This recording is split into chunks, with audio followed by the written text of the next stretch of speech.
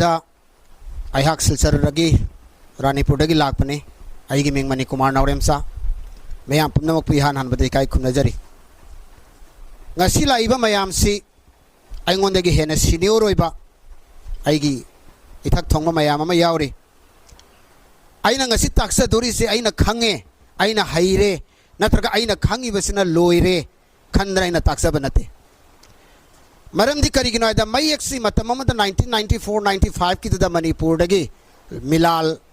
kanglai pak na laga maitai mayek research board maitai mayek research center kaina अखोगी आ मिलाल की ममांग दा तौना लागा अखोई दा तंबीरमी मतम दा कोई हायौबने अदना अदुगी मतम दु दा तमहौबा अखोई दगी हेना सीनियर ओइबा मयाम अमा लै अदना आइना हाइजनिंगबसी आइना करिगुम तागलकप मतम दा करिगुम अलान मा यावरगसु ननाउनी खन्ना चुमथोकपिरौ अदुगा करिगुम चयेतना बा क्लियर ओइदबा मतांग यावरगदी अदुसु मखोई तानमिना सेबसी आई थमजगे हान हानबदा ngasi क्लास से हौद्रिङैदा आई मियाम दा याम तेन तक पवारी मतंग शेयर तक जगे अहल अनी खक मसानी पाम खक तंग पुकसे मसानी पासी ममौ फंगे ममौ माई नुपी थीरे खरनी की मतुंग दा माई कनोसी मकु बोक्सी लई गिद्रे सुपना की मामा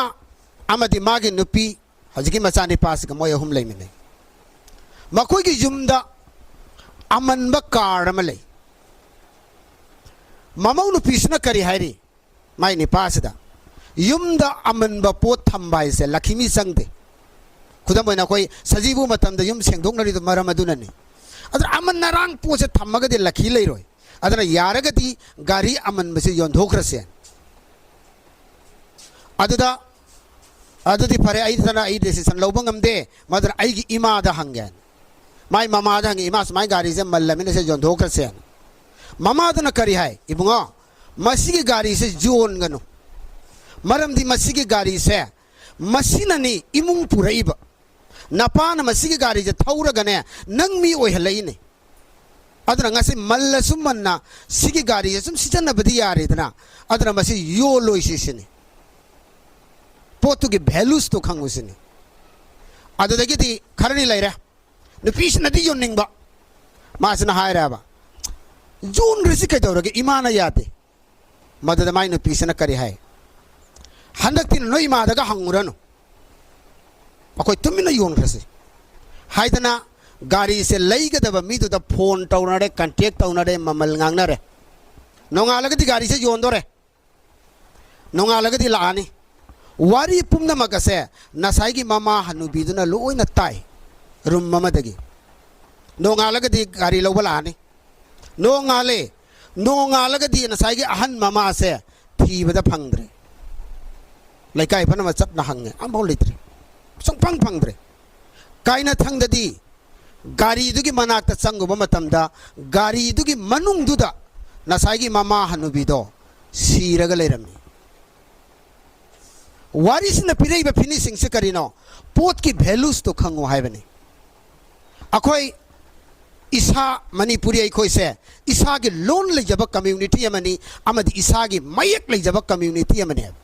अदर इसा के लोन अमदी इयक लेजब दुगुम कांगपु अमनी फुरुप अमने हैबसे इहानान बदा मसिगी वाखनसिना चाउथोकपसिना हाना अखोई पुनमक थमसे अदुगा अखोई की लेरिबा इरोन अमदी इयक से मसिगी वैल्यू से अखोई खंगसे मसे खंगना अखोई सीजन सी हाइबा वाफम से नैना थमजदिंगे बसे हौजिक ngasi अखोइना ताकदोरिबा एरिया सी आइना लौखटकदोरिबसी अंडरस्टैंडिंग vowels and consonant तौबगिदि नहानगै तौरप क्लास का ngasi अखोइना लौदोरिबा क्लास सिगा ngasi गिसी अखोइगे ग्रामर गे ओइबा पोट नेना यामना इंटरेस्टिंग ओइबा पोट याउद्रे को अजदि अखोइसु इटिंग थोक ना हाई तारे अदुगुम्बा कनो तौबा ngamga परफॉर्मेंस पीबा ngamgadra ngamoidra dudi khangdre adu haidi yamna boring surakadauba adugumba subject amani haina su khalakadra mayamna maramdi grammar ne abako adubu khwaidagi maru oribadi masini akoina mayek ama tamba matamda ko mayek se science ki mawongda nainagadabani tamgadabani aduna अखोइना पीइङैदा अरुम हौबा मतमदा अरुम मे हौबगने अखोइ इबोकनने हिंग पिजै हिंग हैन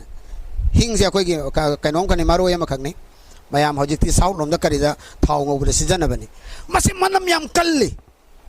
अदु हिंग से चाकी मतमदा को नंगी अरुम जे लोइना हनगिने अदु मसिगी हिंग से साबददी मनम कल्ले अदन अखोइ बोगना कमाइन तौरी लफोइ से कइने कांगू अनि अदुगा मयाइ से हिंग से हापेबा अदुगा जोलहल्ले अदुगा मधु चंग्रबगी मतुंगा को आइगे अरुम दो फैये अदना नसाइगी अखोइ नंगसी ताको दरबे इंपोर्टेंट ओरिबा मयामनदी बोरिंग चुरकदबा अजुगुंबा सब्जेक्ट अमा ओइरगसु क्वाइदगी मरु ओइबा सब्जेक्ट निना मसी मतंग सा साना इंछलक्पा मतमदा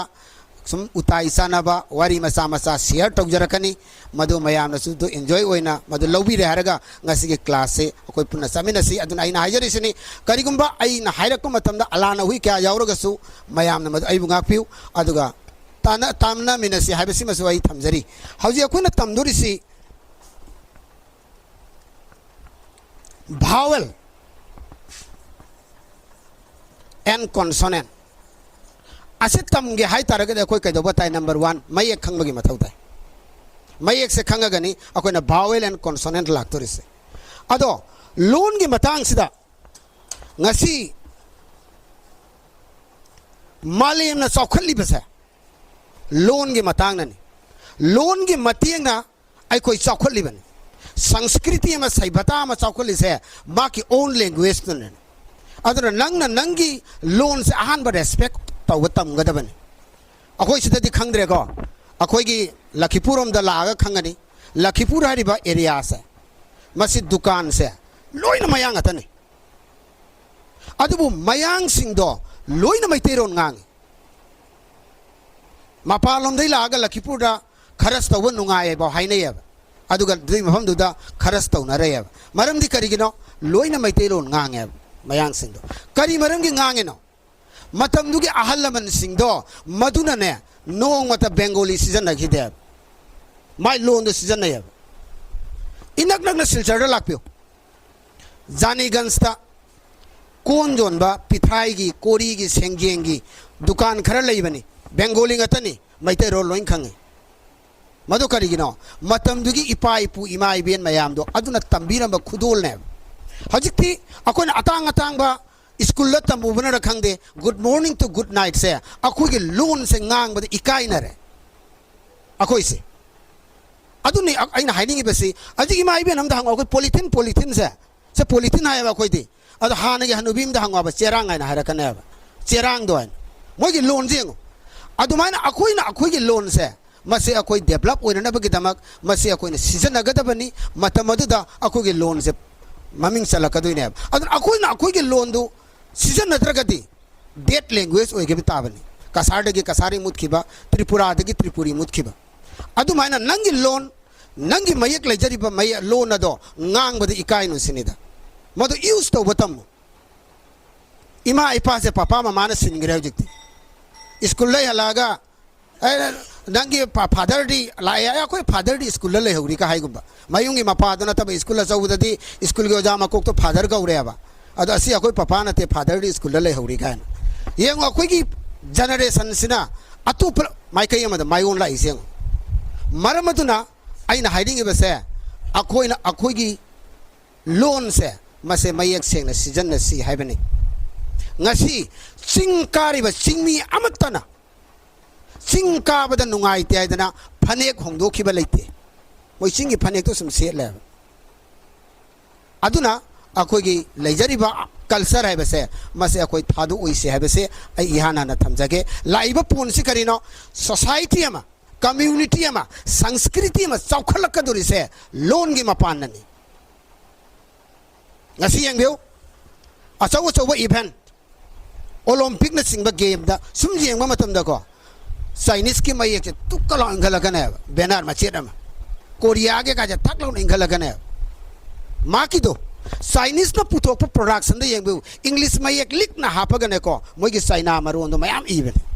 करिगनो प्रोमोट तौरी मेबा मोगी दो मदो को प्रोमोट तो वसे तम सिसिनी ꯑꯩꯈꯣꯏꯅ ꯁꯤꯖꯤꯟꯅꯕ ꯋꯥ ꯑꯩꯈꯣꯏ ꯉꯁꯤ ꯐꯥꯎꯗ ꯕꯥꯔꯣ ꯕꯥꯔꯣ ꯍꯥꯏꯗꯤ ꯄꯨꯡ 12 ꯇꯥꯔꯥꯏꯁꯦ ꯅꯣꯡꯃꯗ ꯍꯥꯏꯗꯦꯕ ꯃꯁꯤ ꯑꯩꯈꯣꯏꯅ ꯇꯞ ꯇꯞꯅ ꯁꯤꯖꯤꯟꯅꯔꯕ ꯑꯩꯈꯣꯏ ꯇꯝꯒꯗꯕꯅꯤ ꯑꯗꯨꯗꯤ ꯑꯩꯈꯣꯏꯒꯤ ꯖꯦꯅꯦꯔꯦꯁꯟꯗꯣ ꯍꯩꯔꯛꯀꯗꯣꯏꯅꯤ ꯍꯥꯏ ꯊꯣꯡꯒꯥꯟ ꯊꯣꯛꯄꯗ ꯁꯤꯖꯤꯟꯅꯗꯕ ꯌꯥꯗꯕ ꯂꯣꯟ ꯍꯥꯏꯅ ꯑꯁꯨꯝ ꯁꯤꯖꯤꯟꯅꯈꯤꯗꯕ ꯇꯥꯔꯒꯗꯤ ꯑꯩꯈꯣꯏꯒꯤ ꯂꯣꯟꯁꯦ ꯃꯨꯜꯂꯛꯄ ꯇꯥꯕꯅꯤ ꯑꯗꯨꯅ ꯍꯥꯏꯅꯤꯡꯉꯤꯕ ꯄꯣꯠꯁꯤ ꯀꯔꯤꯅꯣ ꯑꯩꯈꯣꯏ ꯂꯣꯟꯒꯤ ꯃꯇꯦꯡꯅ ꯁꯣꯁꯥꯏꯇꯤ ꯑꯃ ꯀꯝꯃ꯭ꯌꯨꯅꯤꯇꯤ ꯑꯃ ꯁꯪꯁꯀ꯭ꯔꯤꯇꯤ ꯑꯃ ꯆꯥꯎꯈꯠꯂꯛꯏꯁꯦ ꯂꯣꯟꯒꯤ ꯃꯄꯥꯟꯅꯅꯤ ꯍꯥꯏꯕꯁꯦ ꯅꯝꯕꯔ 1 ꯂꯣꯟꯁꯤ ꯀꯃꯥꯏꯅ ꯇꯧꯒꯦ ꯍꯥꯏꯅ ꯍꯥꯏꯕ ꯃꯇꯝꯗ ꯂꯣꯟꯒꯤ ꯒ꯭ꯔꯥꯃꯥꯔ ꯍꯥꯏꯕ ꯑꯃ ꯂꯩ ꯒ꯭ꯔꯥꯃꯥꯔꯁꯦ ꯂꯣꯟ ꯃꯤꯠ ꯍꯥꯏꯔꯁꯨ ꯍꯥꯏꯅꯩꯀꯣ ꯑꯗꯨꯒ ꯂꯣꯟ ꯊꯥꯞ ꯍꯥꯏꯔꯒꯁꯨ ꯍꯥꯏ ꯂꯣꯟꯒꯤ ꯄꯊꯥꯞ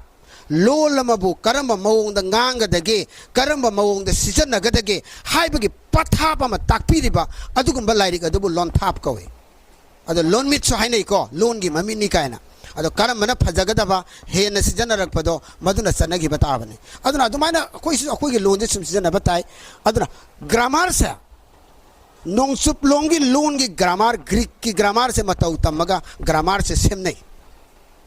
ꯒ꯭ꯔꯥꯃꯥꯔ ꯑꯩꯈꯣꯏ ꯕꯦꯡꯒꯣꯂꯤ ꯒ꯭ꯔꯥꯃꯥꯔ ꯈꯪꯗꯦ ꯑꯗꯒꯤꯗꯤ ꯑꯩꯈꯣꯏ ꯃꯩꯇꯩꯂꯣꯟꯒꯤ ꯒ꯭ꯔꯥꯃꯥꯔꯁꯨ ꯕꯦꯡꯒꯣꯂꯤꯗꯨꯗꯒꯤ ꯃꯇꯧ ꯇꯝꯃꯤ ꯕꯦꯡꯒꯣꯂꯤꯗꯁꯨ ꯃꯄꯥꯟꯂꯣꯝꯒꯤꯗ ꯃꯇꯧ ꯇꯝꯃꯒ ꯑꯗꯨꯃꯥꯏꯅ ꯇꯧꯅ ꯒ꯭ꯔꯥꯃꯥꯔꯁꯦ ꯁꯦꯝꯅꯩꯌꯦꯕ ꯑꯗꯨꯕꯨ ꯃꯗꯨꯅ ꯌꯥꯔꯛꯇ꯭ꯔꯦ ꯍꯧꯖꯤꯛ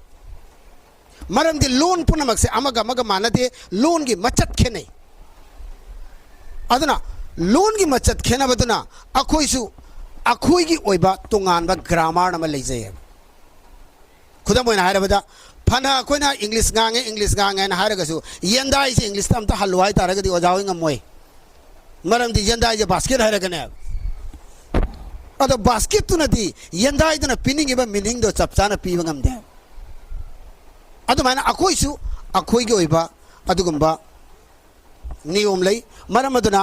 ꯉꯁꯥꯏꯒꯤ ꯃꯤꯉꯣꯟꯗꯒꯤ ꯇꯥꯡꯉꯒ ꯒ꯭ꯔꯥꯃꯥꯔ ꯏꯊꯣꯛꯄ ꯁꯤꯖꯤꯟꯅꯕ ꯄꯣꯠꯁꯦ ꯃꯁꯤ ꯆꯥꯅꯔꯛꯇ꯭ꯔꯦ ꯑꯗꯨꯅ ꯒ꯭ꯔꯥꯃꯥꯔ ꯇꯝꯕꯒꯤ ꯃꯔꯨꯑꯣꯏꯕ ꯄꯣꯠꯇ ꯀꯔꯤꯅꯣ ꯍꯥꯏꯕꯗ ꯍꯧꯖꯤꯛ ꯅꯩꯅꯗ꯭ꯔ ꯌꯦꯡꯁꯤꯀꯣ ꯂꯣꯜ ꯍꯥꯏꯕꯁꯦ ꯈꯣꯟꯊꯣꯛꯅ ꯁꯥꯒꯠꯄꯅꯤ ꯈꯣꯟꯊꯣꯛ ꯃꯆꯦꯠꯁꯤꯡꯅ ꯁꯤꯂꯦꯕꯜ ꯑꯃꯁꯨꯡ ꯋꯥꯍꯩ ꯄꯔꯦꯡ ꯁꯥꯒꯠꯂꯤ ꯒ꯭ꯔꯥꯃꯥꯔ ꯇꯝꯕꯒꯤ ꯃꯔꯨꯑꯣꯏꯕ ꯄꯣꯏꯟꯠꯅꯤꯀꯣ ꯂꯣꯟ ꯂꯩꯅꯔꯣꯜ ꯍꯥꯏꯕꯗꯤ ꯂꯦꯡꯒ꯭ꯋꯦꯖꯇꯤꯛ ꯍꯥꯏꯕꯁꯦ ꯁꯥꯏꯟꯁꯅꯤ ꯂꯣꯟ ꯅꯩꯅꯕꯗ ꯁꯥꯏꯟꯁ ꯑꯃꯒꯨꯝꯅ ꯅꯩꯅꯒꯗꯕꯅꯤ ꯂꯣꯟ ꯅꯩꯅꯕ ꯃꯇꯝꯗ ꯁꯥꯏꯟꯁ ꯑꯃꯒꯨꯝꯅ ꯅꯩꯅꯒꯗꯕꯅꯤ ꯍꯥꯏꯕꯗꯤ ꯑꯩꯈꯣꯏꯁꯦ ꯃꯩꯇꯩ ꯃꯌꯦꯛ ꯇꯝꯃꯤ ꯑꯩꯈꯣꯏꯒꯤ ꯑꯍꯥꯟꯕ ꯃꯌꯦꯛꯇꯣ ꯀꯔꯤꯅോ ꯀꯣꯛꯅꯤ ꯏꯪꯂꯤꯁ ꯃꯌꯦꯛꯀꯤ ꯑꯍꯥꯟꯕ ꯃꯌꯦꯛꯇꯣ ꯀꯔꯤꯅꯣ ꯑꯦ ꯕꯅꯥꯟ ꯇꯧꯕ ꯌꯥꯕ꯭ꯔꯥ ꯌꯦꯡꯉꯣ ꯑꯦꯗꯤ ꯑꯦ ꯑꯣꯏꯅ ꯁꯨꯝ ꯂꯩꯅꯤ ꯕꯦꯡꯒꯣꯂꯤ ꯃꯌꯦꯛꯀꯤ ꯀ ꯕꯅꯥꯟ ꯇꯧꯕ ꯌꯥꯕ꯭ꯔꯥ ꯌꯦꯡꯉꯣ ꯌꯥꯔꯣꯏ ꯃꯥꯗꯤ ꯃꯇꯣꯝꯇ ꯂꯦꯞꯇꯣꯏꯅꯤ ꯑꯗꯣ ꯑꯩꯈꯣꯏ ꯃꯩꯇꯩ ꯃꯌꯦꯛꯇꯤ ꯀꯣꯛ ꯍꯥꯏꯌꯦꯕ ꯀꯥꯎꯀꯔ ꯀꯣꯛꯀ ꯃꯌꯦꯛꯇ ꯕꯅꯥꯟ ꯇꯧ ꯌꯥꯕ꯭ꯔꯥ ꯃꯌꯦꯛ ꯍꯥꯏꯗꯨꯗꯤ ꯏꯟꯗꯤꯄꯦꯟꯗꯦꯟ ꯂꯩꯗꯣꯏꯅꯤ ꯁꯝꯗ ꯗꯟꯇ꯭ꯌꯥ ꯁꯝꯃ ꯍꯥꯏꯌꯦꯕ ꯃꯣꯏꯒꯤ ꯁꯥꯗꯨꯗꯤ ꯑꯃꯨꯛ ꯑꯃꯨꯛ ꯁ꯭ꯄꯦꯂꯤꯡ ꯇꯧ ꯌꯥꯔꯣꯏꯕ ꯑꯁꯤꯒꯨꯝꯕ ꯄꯣꯠꯁꯦ ꯃꯁꯤ ꯑꯩꯈꯣꯏ ꯅꯩꯅꯕ ꯇꯥꯏꯁꯤꯅ ꯍꯥꯏꯔꯤꯁꯦ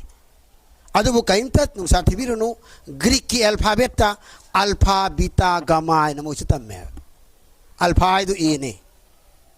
ꯕꯤꯇꯥ ꯍꯥꯏꯔꯤꯗꯨ ꯕꯤꯅꯤ ꯑꯁꯨꯃꯥꯏꯅ ꯃꯣꯏꯁꯨ ꯂꯩꯖꯩꯌꯦꯕꯀꯣ ꯑꯁꯨꯃꯥꯏꯅ ꯑꯩꯈꯣꯏꯒꯤ ꯂꯣꯟꯗ ꯇꯝꯕꯒ ꯌꯥꯗꯦ ꯃꯤꯒꯤ ꯂꯣꯟꯒꯁꯨ ꯑꯩꯈꯣꯏ ꯀꯝꯄꯤꯌꯔ ꯇꯧꯔꯒ ꯇꯝꯕꯒꯤ ꯗꯔꯀꯥꯔ ꯑꯣꯏ ꯑꯗꯨꯅꯅꯤ ꯂꯣꯜ ꯍꯥꯏꯕꯁꯤ ꯁꯥꯏꯟꯁꯅꯤ ꯁꯥꯏꯟꯁ ꯅꯩꯅꯕꯗꯧꯅ ꯑꯩꯈꯣꯏꯒꯤ ꯂꯣꯟꯁꯨ ꯅꯩꯅꯒꯗꯕꯅꯤ ꯍꯥꯏꯁꯦ ꯑꯗꯨꯅ ꯍꯧꯖꯤꯛ ꯑꯩꯈꯣꯏꯒꯤ ꯂꯣꯟ ꯃꯌꯦꯛ 13ꯁꯦ ꯃꯁꯤꯗ ꯑꯩꯈꯣꯏ ꯅꯩꯅꯅꯤꯡꯉꯥꯏ ꯃꯌꯥꯝ ꯑꯃ ꯂꯩ ꯑꯗꯨꯕꯨ ꯑꯩꯈꯣꯏꯗꯤ ꯐꯥꯁ ꯐꯥꯎꯟꯗꯦꯁꯟꯅꯤ ꯑꯩꯈꯣꯏ ꯂꯦꯞꯄꯕꯒꯤ ꯃꯇꯨꯡꯗ ꯈꯣꯡꯐꯝ ꯆꯥꯅ ꯂꯦꯞꯄꯒꯤ ꯃꯇꯨꯡꯗ ꯑꯩꯈꯣꯏꯒꯤ ꯁ꯭ꯀꯣꯂꯔ ꯃꯌꯥꯝ ꯑꯃ ꯊꯣꯔꯛꯈꯤꯅꯤ ꯑꯗꯒꯤꯗꯤ ꯑꯩꯈꯣꯏꯒꯤ ꯔꯤꯁꯥꯔꯆ ꯇꯧꯕꯒꯤ ꯑꯉꯥꯡ ꯃꯌꯥꯝ ꯑꯃ ꯊꯣꯔꯛꯈꯤꯅꯤ ꯃꯣꯏꯅ ꯔꯤꯁꯥꯔꯆ ꯇꯧꯔꯒ ꯑꯁꯤꯗꯤ ꯁꯤ ꯑꯣꯏꯕ ꯌꯥꯏ ꯁꯤꯗꯤ ꯁꯤ ꯑꯣꯏꯕ ꯌꯥꯏ ꯀꯥꯏꯅ ꯃꯇꯝꯗꯨꯗ ꯅꯩꯅꯔꯛꯈꯤꯅꯦꯕ ꯑꯗꯨꯒꯤ ꯃꯇꯝ ꯑꯃꯁꯨ ꯁꯣꯏꯗꯅ ꯂꯥꯛꯈꯤꯅꯦꯕ ꯑꯗꯨꯅ ꯂꯣꯟ ꯍꯥꯏꯕꯁꯦ ꯁꯥꯏꯟꯁ ꯑꯃꯒꯤ ꯃꯑꯣꯡꯗ ꯅꯩꯅꯒꯗꯕꯅꯤ ꯉꯥꯡꯅꯔꯤꯕ ꯂꯣꯟ ꯍꯥꯏꯕꯁꯤ ꯑꯍꯣꯡꯕ ꯅꯥꯏ ꯂꯣꯟꯁꯦ ꯑꯍꯣꯡꯕ ꯅꯥꯏ ꯍꯥꯟꯅ ꯉꯥꯡꯅꯔꯝꯕꯒ ꯍꯧꯖꯤꯛꯀ ꯑꯃꯨꯛ ꯈꯦꯠꯅꯩ ꯇꯝꯆꯥ ꯀꯥꯏꯗꯣ ꯇꯥꯆꯥ ꯀꯥꯏꯅ ꯑꯣꯟꯊꯣꯛꯑꯦꯕ ꯏꯟꯗꯣꯝꯆꯥꯗ ꯗꯣꯆꯥ ꯀꯥꯏꯅ ꯁꯤꯖꯤꯟꯅꯔꯛꯏꯁꯤꯅꯦꯕ ꯂꯣꯟꯁꯦ ꯑꯍꯣꯡꯕ ꯅꯥꯏꯔꯛꯑꯦꯕ ꯃꯊꯪ ꯅꯥꯏꯅꯀꯣ ꯑꯗꯨꯅ ꯑꯏꯕ ꯂꯣꯟꯗꯤ ꯑꯍꯣꯡꯕ ꯂꯩꯇꯦ ꯕꯠ ꯋꯥꯟ ꯇꯥꯏꯝ ꯔꯤꯇꯦꯟ ꯏꯈ꯭ꯔꯗꯤ ꯃꯗꯨ ꯍꯣꯡꯉꯣꯏ ꯃꯣꯏꯗꯤ ꯑꯁꯨꯝ ꯂꯩꯅꯤ ꯑꯗꯨ ꯉꯥꯡꯅꯔꯤꯕꯁꯤꯅꯦ ꯑꯩꯈꯣꯏꯅ ꯍꯣꯡꯗꯣꯔꯤꯁꯦ ꯑꯗꯨꯅ ꯂꯣꯟ ꯍꯥꯏꯕꯁꯤ ꯈꯣꯟꯊꯣꯛꯅ ꯑꯣꯏꯕꯅ ꯑꯃꯁꯨꯡ ꯑꯍꯣꯡꯕ ꯅꯥꯏꯕꯅ ꯉꯥꯡꯅꯔꯤꯕ ꯂꯣꯟꯅ ꯑꯏꯕ ꯂꯣꯟꯗꯒꯤ ꯍꯦꯟꯅ ꯃꯔꯨ ꯑꯣꯏꯕ ꯍꯦꯜꯂꯤ ꯒ꯭ꯔꯥꯃꯥꯔꯗ ꯅꯩꯅꯔꯤꯁꯤ ꯁꯤꯅꯤ अखोई ngangnari ba loan se asina maru oibe hele loan gi khonthoka phongduk liba wafam ga mari leinari basi akak na ba asi oigadabani haibadi loan pumna maki oiba leite kanglup na magi mayon gi top na semjabani maramadna prithvi da leriba loan sing asi amaga manade asidi hena khangani ko aduna loan amage khonthokna wahai sagali wahai na wahai parengi phibam niyom top ata yatai loan ga manada balai loan singi khonthok kayana wahai sagat pada wahai pareng sagat pana singba asi loan panamakta lei loan khuding maki thak khuding da top masak mawong structure lei chei aduna akoina se akoi ji se ko hai ko ase maitai lona tamtaradi sise akoi ka haitaya bengali di ko aina lei ad akoina lakpa matamdadi ka suppose sise lata moi di lota aina pane ba maram dise moi pronounce the lo aina sale aduna hari basing si maki lon chanaron se tongan lei aduna hojila si bawel gi matang bawel gi matang da lam da ko kari to bugi mathau tai mai khang bugi mathau tare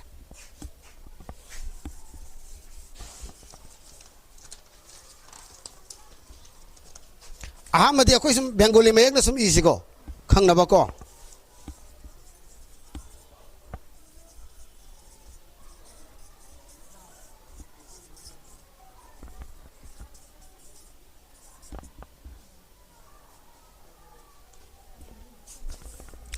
bai se ka bani ko ka ba sei thugai jage kok plus akar plus ba plus akar lai ko kha ba mu yang si kha plus akar plus ba plus akar sidai da si ani se manai ba si ani se manai adu ka ga kha ga di makhun se manade ba saloin thugai ra kre asiti thugai yaro ba chumi ko asiti thugai ba yaro aduna o mayeksi sekani ka gi khona ma leina siti khani kha gi khona ma leina haibe se khange dui matang da akoina sidai da hojiki kok mayek se lai ne ba adagi di khau se lai ne ba asumana tongan na khaido khraga खाइदोक पर सुंजा यादना लई हौरी बा मयेक सिंह से मसीबु अकोइना करी कवी मयेक हाइसे कौरा phonology हाइसे असी phone नि से मयेक सिने सिगे मयेक सिदा अकोइ लेडी से क्या नो कुंतरे यारे को मयेक करी नो खांगे आवा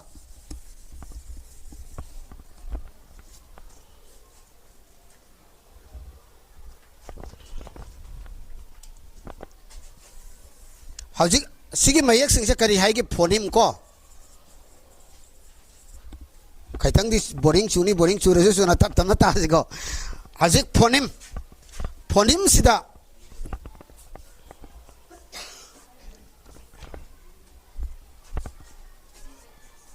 का करी काबा कीबा केबा Kairak kolom kawa ai nào gì jari ba mayek sing siangu sekani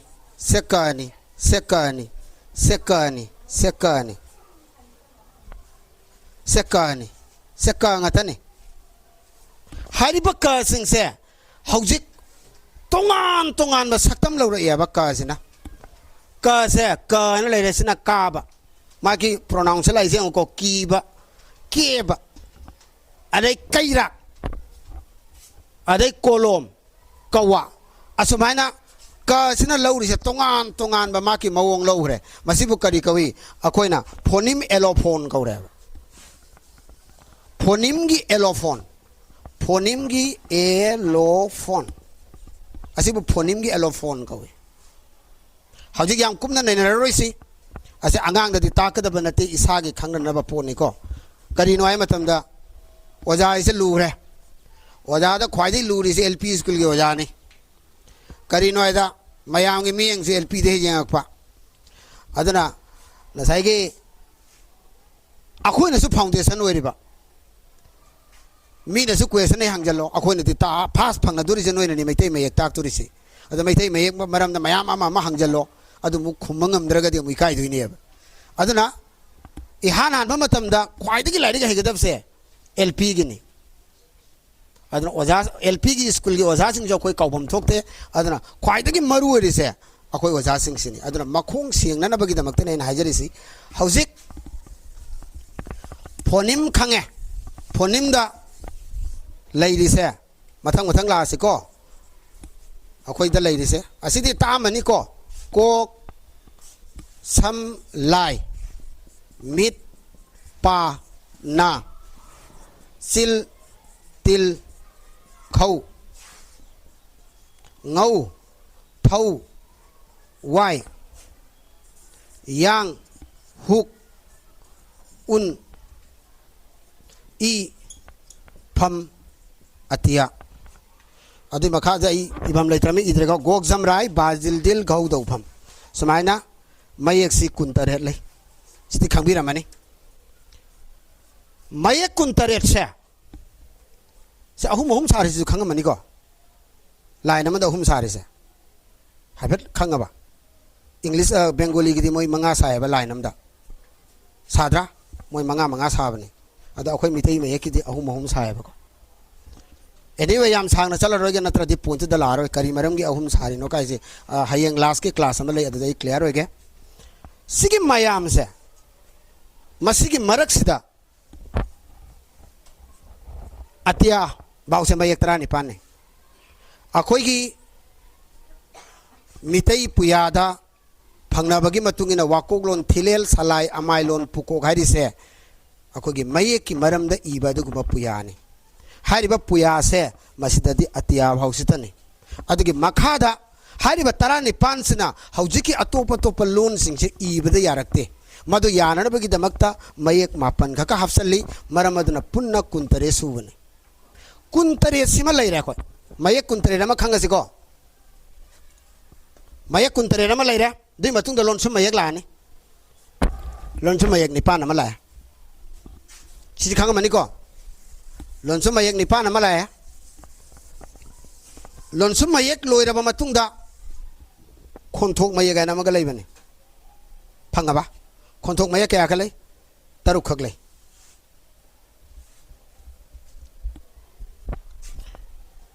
सुम कनो तो को खंगदबदुदि खंगदे सुम हाइबिउ अखोई तानासिको अदना साइ सुम ताक्सन न जगरगा खंगदब पोदि सुम दैसलगा खुमजलगा चखिनोबा खोंथोक मयक कायना अमा खक लैबदो फंगनर नत्रो फंगनरे को खोंथोक मयक तरुक अमगा लैरे करिगिनो आइदा भावेल हरिबा भावेल फिदोरक मतमदा मयक सिंगसे लोइना खंगबै मथौ तायबा आइना से ममांग दा ताखिबा क्लास की पोतो अमु हंजलै इना तेगिसे मरमदि ममांगी पोतुदगी हौजि भावेल करिनो थोरक तोइनाबा मरम अदुना ने असा हजी भावेल लाने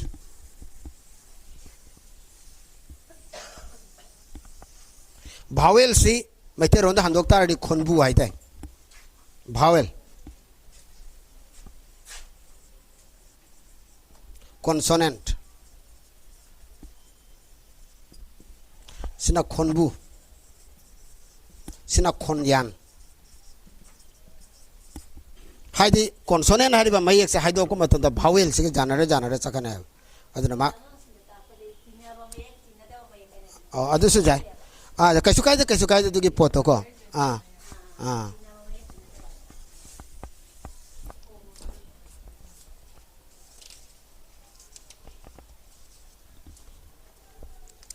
हजि भावेल से अखोई की मितई मयक की ओइना भावेल मयक तरुक खक लैने तरुक खक अदुदि करी अखोइना मयक कुंतरेत की मनुंगदा कोक समलाई मिटपा नासिल तिलखौ ngौ thâu वाई yang huk un i atia ase भावेल ने दुगी मतुंगदा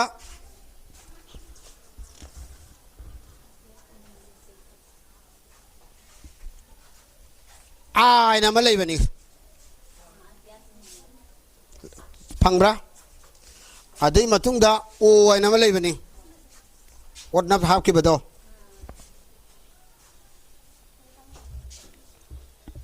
अदगी दी ए आयना मा लेबनी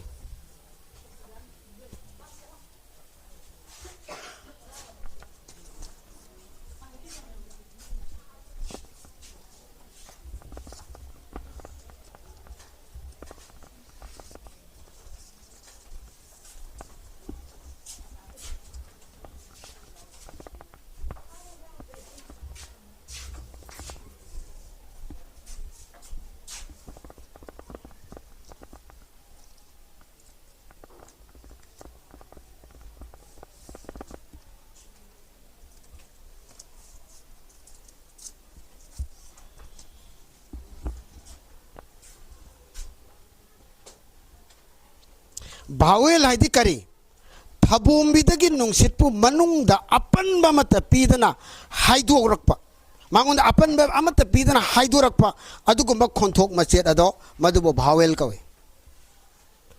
हमको हाइजरगेको थबोंबीगी नुंसितपु यानुंगदा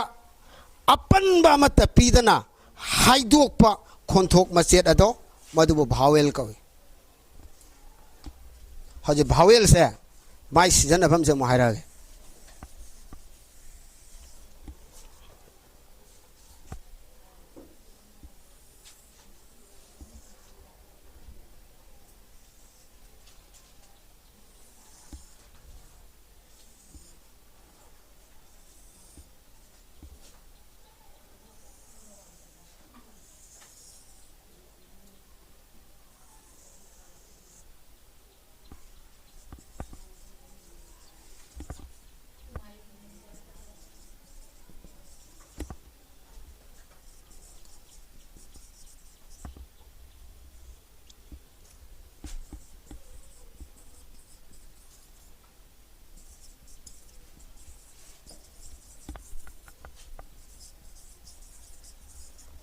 सिन लई की स्ट्रक्चर ने सिन लई मयाई नी सिन लई की ममांग नी सिन लई की मनिंग नी हजे भावेल में एक तरुक से कराई कराई देके हाइदो रही से हूँ सीधे सीधे ई लई नी सीधा उन लई नी सीधा ए लई नी अदुगा सीधा ना अतिया लई नी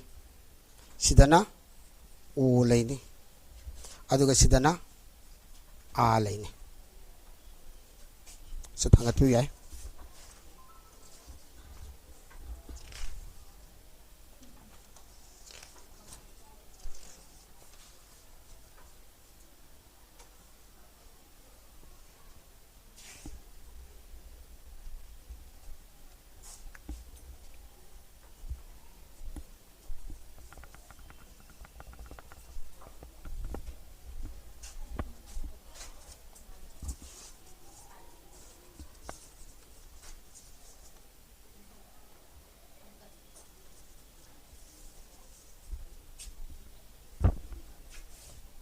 लोरबा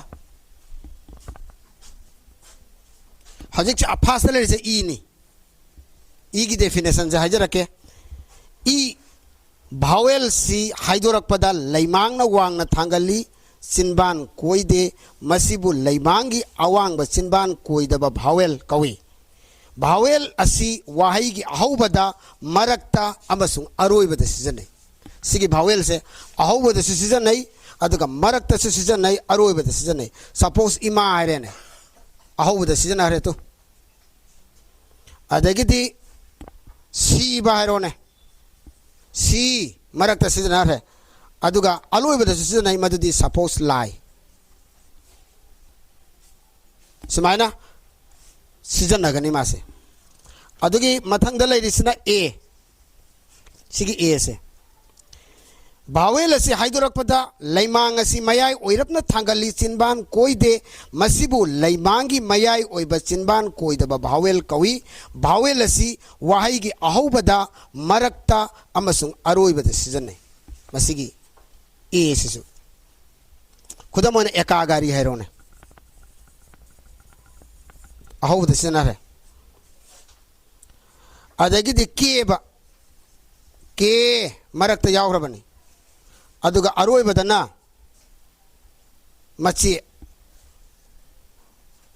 सुमाइना अदुगी मथंग लेरिसना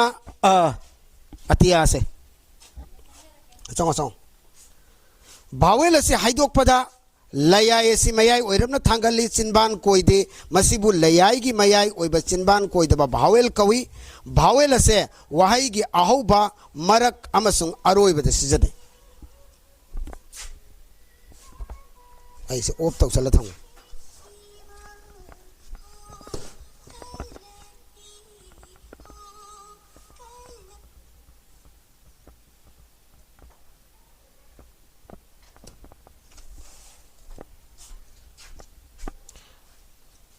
वहाई की अहोब सपोज अमा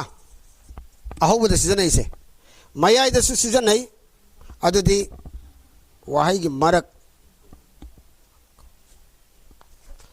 मकप हैरोन का आने से अदुगा अरोइबदना तुम्ब आगी मखोन तुम्ब सुमाइना से लोहरे असे लोहरे दुई मतुंग आला आसी भावेल से हाइदोकपदा लयायना नेम लगा लैरगा हाइदोई चिनबान कोइदे मसिबु लयाई की अनेम चिनबान कोइदबा भावेल कवि भावेल से वहाई की अहोबा मरक अमसुंग अरोइबदा यावी ओ से अमतंग येंगसिको आई हाइजरके अहोबदा सपोज आनो निको से अदे मरकता मरकिन करी महाक हा से मरक सिदा अदुगा मताइदना करी से नहीं सपोज उखा आयरोने सुमाइना सिगी भावेल से मताइद से सीजन नहीं अदुगी मतुंगा सिगी ओ से लाने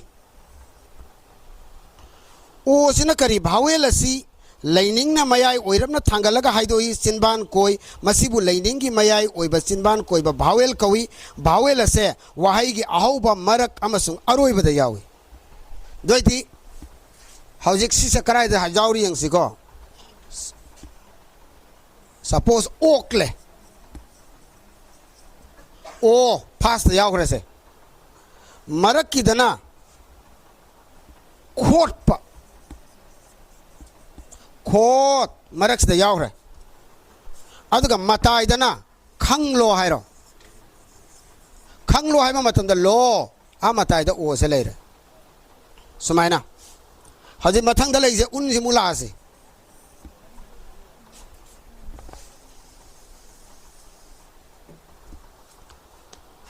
उन भावे लसी लाइनिंग न वांग न थांगलगा हाइदोई चिनबान कोई मसिबु लाइनिंग की अवांग ब चिनबान कोई ब भावेल कवे भावेल असी वहाई की अहोबदा मरकता अमसुंग अरोइबदा यावी अहोबदा कमाई यावी सपोज उपा लाइरो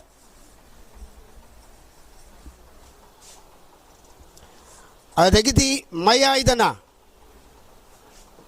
सुम्बा सपोज खुम्बा हैरोने खुम खू मरक्स दे यावरम इसे अदुगा मताइदा जिंगना पाव खुम पाव सुमाइना सुमाइना भावेल तरुगा से अकोइना यूज तौने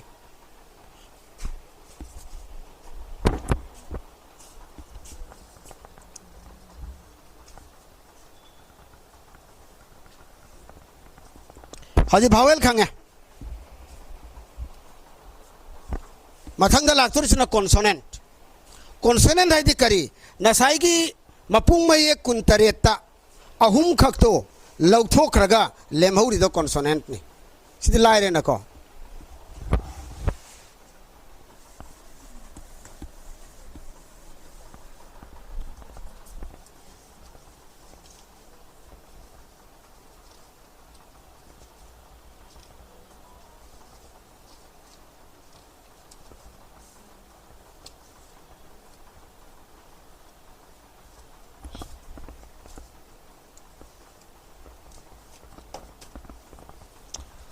हजिसिगी मखादा कॉन्सोनेंट क्लस्टर कायना लई अदुगी पोतो खोई तमरोइसी याम लुसलोइसी हंगबियो से असे अतियाने मा अतिया हाइसिनी माई मेयक्ति अतियाने सिना ई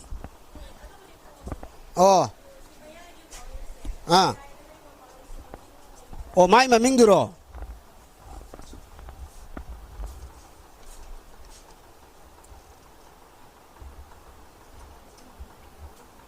ई ए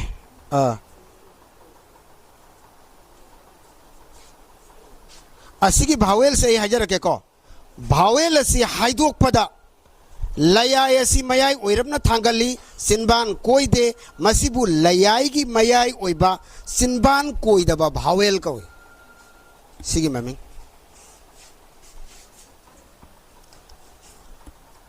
यामना दिबली खलुनु को अखोइना यामना अलाइबा पोता भावेल तरु खगलै भावेल से हाइदोरकपा मतमदा थबोंबिगी सोर से अपन बलैतना फ्रीली हाइदोई अदुगुम्बा मयक अदुबा अखोइना भावेल कवे भावेल मखल तरुक लई मददि तरुक तुदिसदा यावरे तरुक से आई डायग्राम जे लैमांग दा करम हाई लयाय दना करम हाई लई मनिंग दना करम हाई अदुगी डायग्राम दुसदे जे भावेल खंगे दई मतुंगा कॉन्सोनेंट आदि करी मसाइगी कुंतरे तो मदुगी मनुंग दा अहुम जे लौथोखरावा भावेल मयक अहुम आदि खंगब्रा सिगी ई म लैरेना से अरदगिदी उन्न म लैरबा अतिया म लैत्रा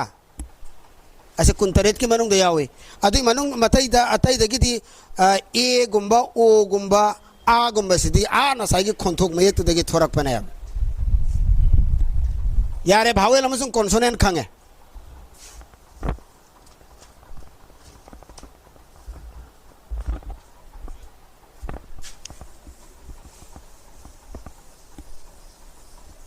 अखोगी लोन से को मसी पृथ्वी द लैरिबा तोन हाइदि अरुम्बा अयांग बा तोन लैदना को मधुगी लोन सिंग हाइदि तोन लैंग्वेज कवे अरुम्बा सु लैबा अयांग बा सु लैबा अदुगी मनुंग चल्ले खुदम ओइना ताबा हाइरोने को ताबा अमना पोत ताबने अमना वारी ताबने असुमाइना तोन अनेम अवांग लैबा अदुगुम्बा लोन गी मनुंग दो मददा खोई चल्ली सिगी अखोगी लोन सिसु अदुना अलोइबदा आई से क्लास लोइना म तौरगे को अलोइबसदा आइना हाइजनिंगिसना को सिगी ताबसे मसिसिना सेंटेंस अममम तंग सेमसे वाहाई परेंग अमा खंगदबदी वाहाई परेंग सेमको मतमदा ताबसे ताब ओइना थमगदबनी मा ताई तारी तादी हाइबे यादे ताबसे सुम ताबाइना थमताब खुदम ओइना थौरी ताबा हाइरोने अहाक थौरी ताबा हाई से ताबा नत्रा आई ताबाइना थमताई अनेम अवांग तोनगी वाहाई परेंग सेमको मतमदा पीरिबा वाहाई अदो मदु मवोंग होंगदना असुमक थमगदबने अरे से हाइरोने ताबा वारी ताबा